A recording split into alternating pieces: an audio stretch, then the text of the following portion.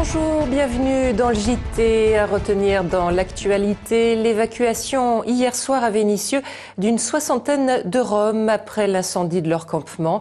Le bâtiment industriel désaffecté de 600 mètres carrés situé avenue de la République et qu'ils squattaient depuis quelques mois a été entièrement ravagé par les flammes mais sans faire de blessés.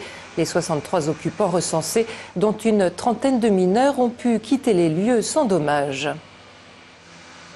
Ce bâtiment était désaffecté et occupé à peu près par une centaine de squatteurs, on pense des Roms pour la grosse majorité. Ceux-ci étaient évacués en totalité à notre arrivée. Le feu a été éteint au moyen de 2 lance-canons et de 3 lances de plein pied. Et les Roms évacués hier soir ont été pris en charge par la mairie de Vénissieux qui leur assure un hébergement provisoire dans un gymnase de la ville. Pour faire le point sur leur situation, on retrouve tout de suite à l'hôtel de ville Jean-Marc Roffa et Nicolas Piola.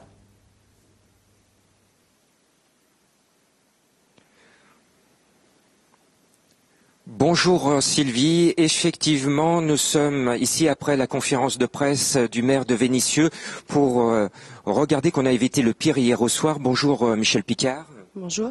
Alors quelles sont les mesures d'urgence que vous avez prises par rapport à ce drame ? L'hébergement des 84 personnes, effectivement maintenant ils sont 63 hébergés dans un gymnase de la ville. Nous avons convenu avec le préfet d'un hébergement temporaire de 48 heures. Nous avons mis la mise en sécurité du lieu sinistré et également du lieu d'hébergement et puis sécuriser toutes les voies d'accès. Et puis nous avons amené de la nourriture, de l'eau, des tapis de sol pour que les choses se passent le mieux possible.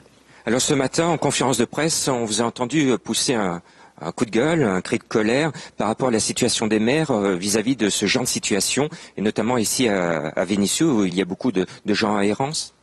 Tout à fait. Nous avons un certain nombre de squats qui bougent en fait sur la ville, avec on va dire un dispositif un peu particulier de mise en sécurité, donc qui monopolise effectivement les services, la vigilance des services et du maire que je suis pour la sécurité de ces familles, mais également la sécurité des riverains.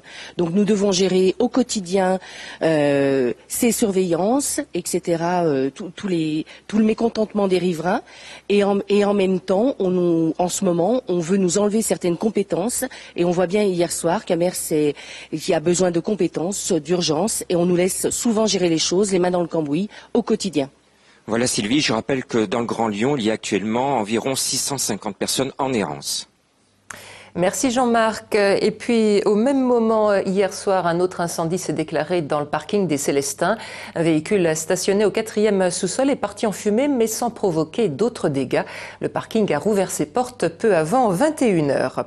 Un rappel au chapitre judiciaire. 50 000 € d'amende ont été requis hier à l'encontre de Guy Mathiolon, poursuivi pour prise illégale d'intérêt et détournement de fonds publics. L'ancien président de la CCI de Lyon avait été épinglé par la Chambre régionale des comptes qui lui reprochait certaines de ses méthodes de gestion. La décision a été mise en délibéré au 23 juin prochain.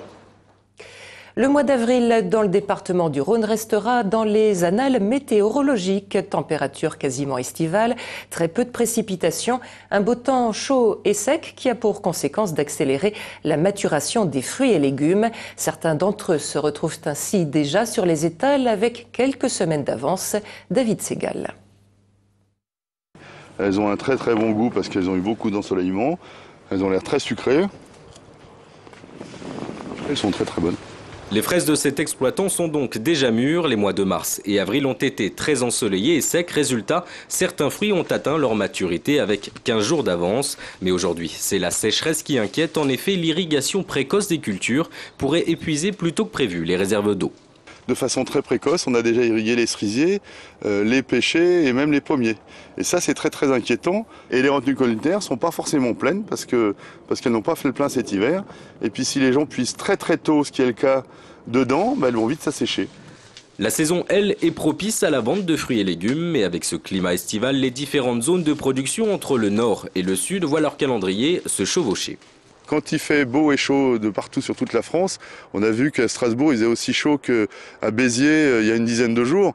Donc du coup, c'est vrai que les écarts de calendrier de récolte sont réduits. Alors il se peut qu'il y ait par moment des percutations au niveau de la récolte sur certaines espèces. Un gros volume de fruits pourrait donc se retrouver en même temps sur les étals, entraînant alors une baisse des prix. Reste que la qualité des fruits 2011 sera bonne grâce à cet ensoleillement exceptionnel. La pluie, quant à elle, se fait toujours attendre. Et c'est la fin de cette édition. Vos rendez-vous sur TLM aujourd'hui, 18h40 bien sûr la quotidienne, 20h polémique et l'info avec dès 17h le 3 minutes chrono. Très bon après-midi sur TLM.